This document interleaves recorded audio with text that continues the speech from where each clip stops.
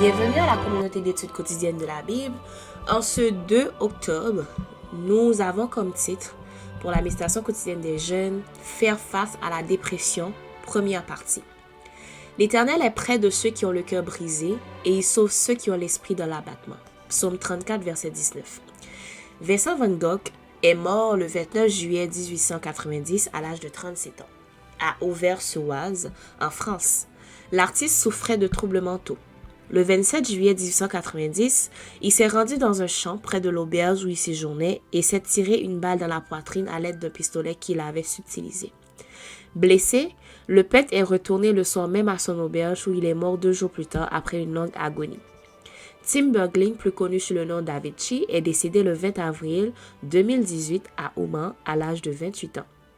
Selon les rapports d'autopsie, il se serait donné la mort en se coupant avec une bouteille de vin cassée après avoir lutté contre l'alcoolisme et la dépression. Dwayne Johnson, également connu sous le nom de The Rock, a parlé publiquement de sa lutte contre la dépression.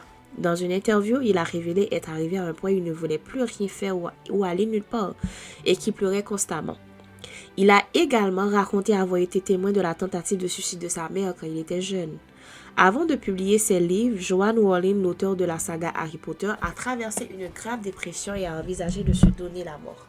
Alors qu'elle souffrait de dépression, en tant que mère célibataire et écrivaine en difficulté économique.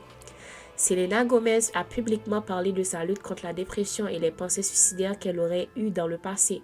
Elle a révélé lors d'une interview avoir passé des années à envisager de sauter la vie, alors qu'elle luttait contre l'anxiété et la dépression avant qu'on lui diagnostique un trouble bipolaire. Je pensais que le monde serait meilleur si je n'étais pas là, a-t-elle déclaré. Ces histoires nous montrent que la dépression et le suicide touchent de nombreuses personnes, même celles qui semblent avoir réussi ou être célèbres. Mais il y a de l'espoir en Dieu qui est notre refuge et notre soutien dans les moments difficiles. Psaume 46, verset 1er. Dieu a des projets pour notre bien et notre espérance. Jérémie 29, verset 11. N'abandonnons pas, faisons-lui confiance et recherchons son aide. Que peux-tu faire pour prendre soin de ta santé mentale et préparer la dépression et le suicide? Comment peux-tu exprimer ta compassion et ton soutien aux personnes souffrant de dépression ou de pensées suicidaires? Demain, nous apprendrons davantage sur ce sujet important.